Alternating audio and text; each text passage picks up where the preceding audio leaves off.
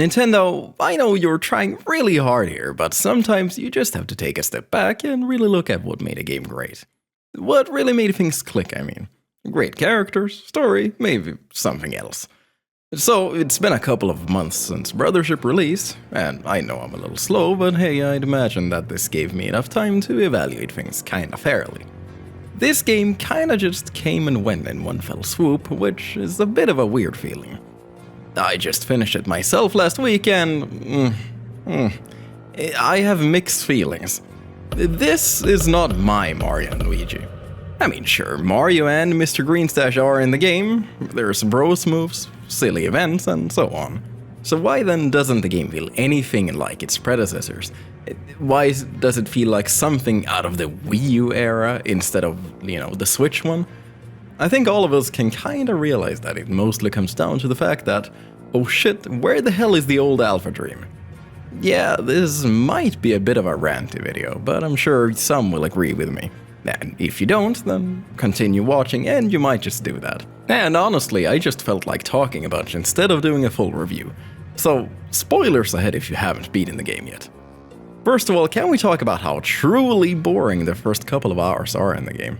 Like, people usually talk shit about how Twilight Princess is pretty slow in the beginning, but man, it's like, this is next level. The amount of time spent doing the same attacks over and over and over again just killed any kind of early game hype for me. And I really can't understate how insane this is. It took me, an experienced guy, right? Literally 3 full hours to get the first bros attack.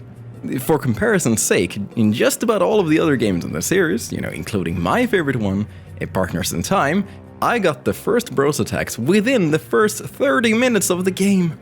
It's bad enough that the first bros attack took so long to unlock, but at least the story was interesting, right? Yeah, no. The first couple of hours really feel aimless as all hell.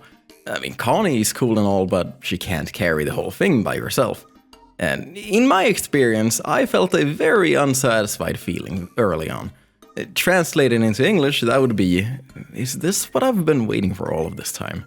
Now, you screwed up when the beginning of the game makes you feel like that. But being the Nintendo fan I am, of course I kept playing. I mean, I'm the guy who's played every single other game in the series, so, I mean, if anyone was gonna see this thing through the end, then it was me. So flash forward what feels like a decade and we finally meet some new characters, which also look the exact same as pretty much everyone else.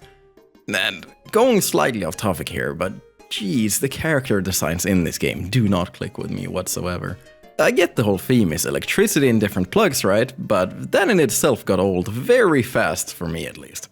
Even the most unique characters so far, the idol kids, don't really look all that different. Although giving each of them their own regional plug as a phase was admittedly kinda smart. But even so, their personalities aren't unique in the slightest. I mean, you got your girl boss, hothead guy, skinny scared boy, and the fat and dumb one. I mean, by this point in the game, I had already accepted that most of the characters would pretty much look identical, unfortunately.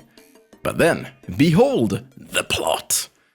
These guys are the Extension Corps, a group of stereotypical villains with a name that represents the highest level of humor the writers could come up with.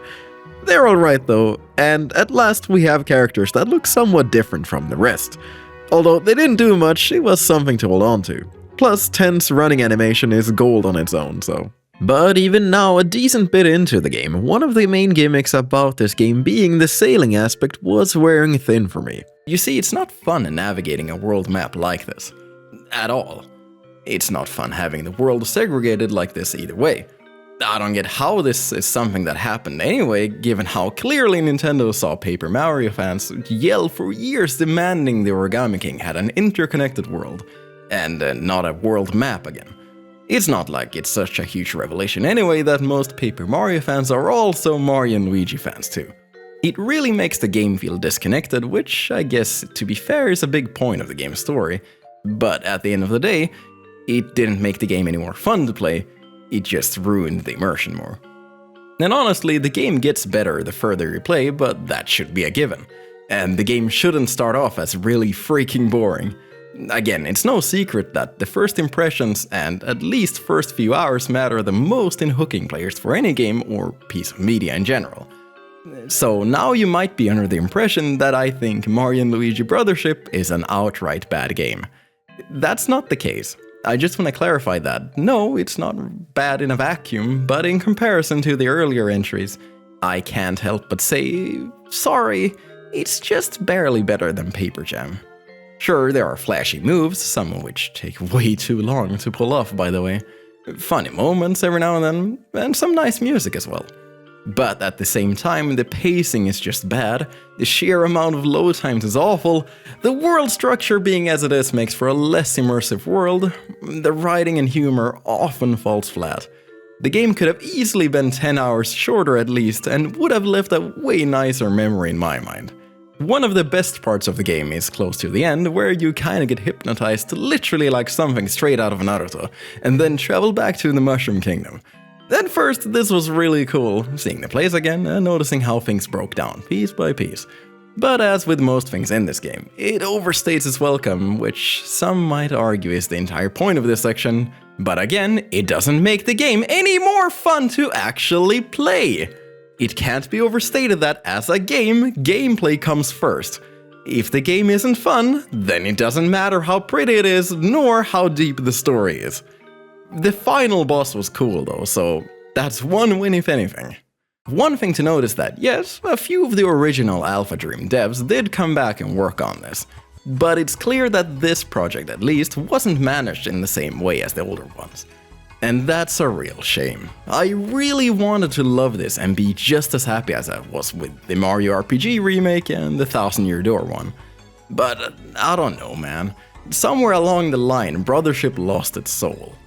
I think in all honesty, it felt more akin to a fan game than a true entry in the series for me. I mean, say what you will, but the way I see it from my game devy eyes, this feels more like the team working on this only had a surface level understanding of what made the past games actually fun. Again, minus Paper Jam, that was even less fun somehow.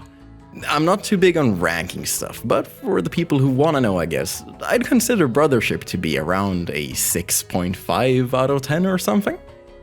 The TLDR is that Mario and Luigi Brothership has very bad pacing, some truly awful world design, a mediocre story, tons of boring character designs, although good music, a very good battle system, and some amazing graphics.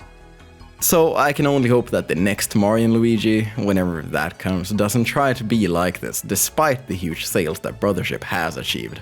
Again, guys, it's not weird that a Mario game on a console with a 150 million player base would sell well. Anyway, I'm gonna head out now, so subscribe and like the video if you enjoyed it, and share a comment if you want. Thanks for watching, and I'll see you soon.